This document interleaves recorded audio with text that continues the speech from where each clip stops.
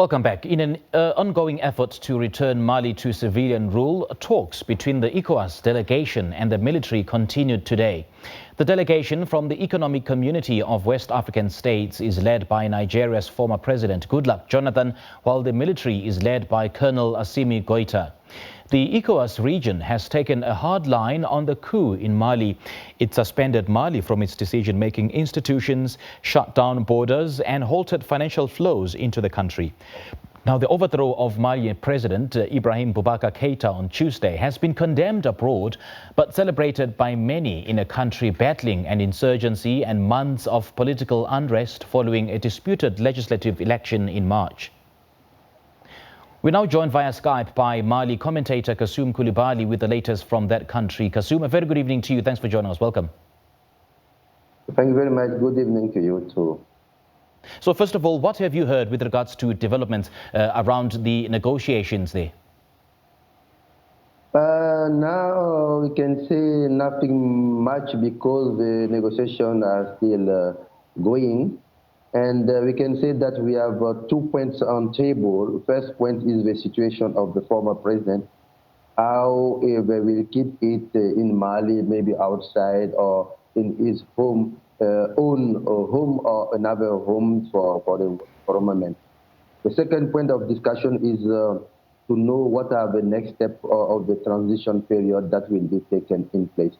We can say that at the moment the agreement is now that the former president will never come back in power. This is one of the decision we can heard about the meeting had today. Now, ECOWAS is obviously looking to resolve the impasse as soon as possible to prevent outside forces from plunging the country further into total crisis that could be exploited by the armed factors. Just looking at the history of conflict resolving by ECOWAS, do you think that they'll be able to this time around? We hope so. We hope so because we are taking lessons from the past. You know, the situation in 2012 is not the same like now. Now we have an army who is well constituted and is growing in its development. I am not sure the people who are fighting against the states are going to take this decision to attack the country more than they were doing before the coup. So I can say that the ECOWAS now in the position where we know they don't need to make any mistakes anymore in that situation of Mali. And the decision they are going to take must be very smart to solve the situation so that we cannot have this situation go through outside the country and taking all the Sahel region and West African region in a conflict situation. So I think that the negotiation term they have to decide on next meeting for the head of state on Wednesday can be very positive for all of us, including Mali and all West African countries. And I am very optimistic of what will be decided together.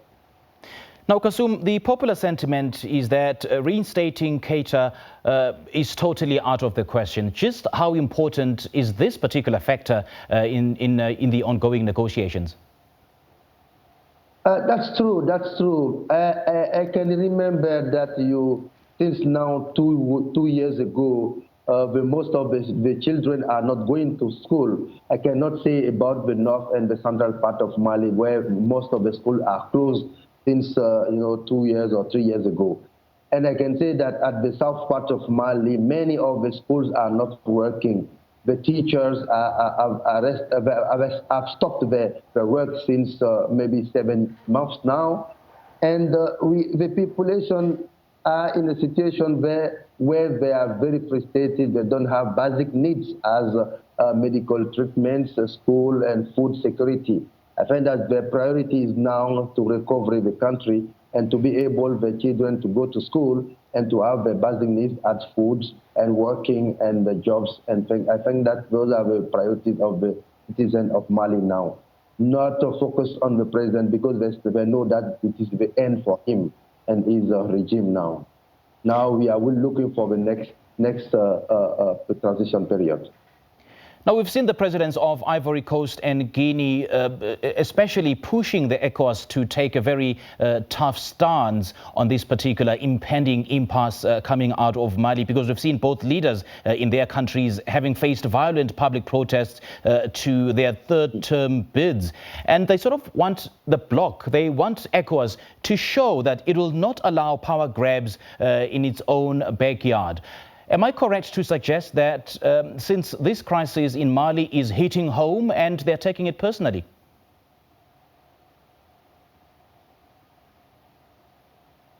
Okay, I can say that even today there are some,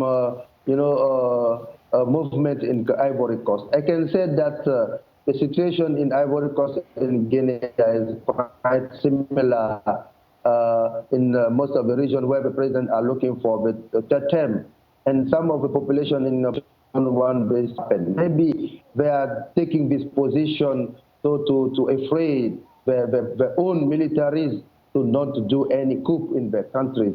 But I think that to avoid any coup in any country, the basic thing is the country leaders to rule their country in the best governance way, to respect the constitutions, to respect the terms of elections, and to respect the population's needs and wills.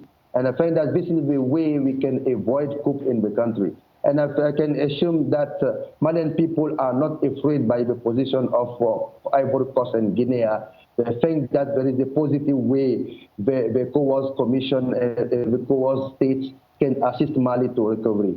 And I can say that when we had the situation in Mali, no one came in the country to say that this is a situation very bad for Mali. Let's help the country to solve the governance problem. Let's help the country to help the development program. And now we are in a situation, I think that it's too late for them to give some kind of lesson to Mali.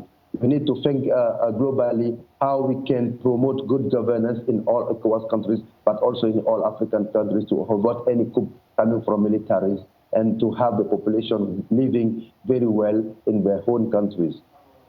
Now, one of the critical calls is the issue of transition, and the ECOWAS has been called upon to facilitate this transition. As a matter of fact, they're calling it they're calling for ECOWAS to sort of midwife this transition. And there is a possibility that as a result of this transition, the opposition might just seize power. Would that be construed as ECOWAS having handed over power to the opposition? I'm not sure it is a kind of adding power to the opposition. I find that this transition will be an inclusive transition, where the National Committee for Salvation of People will bring all of the stakeholders in board.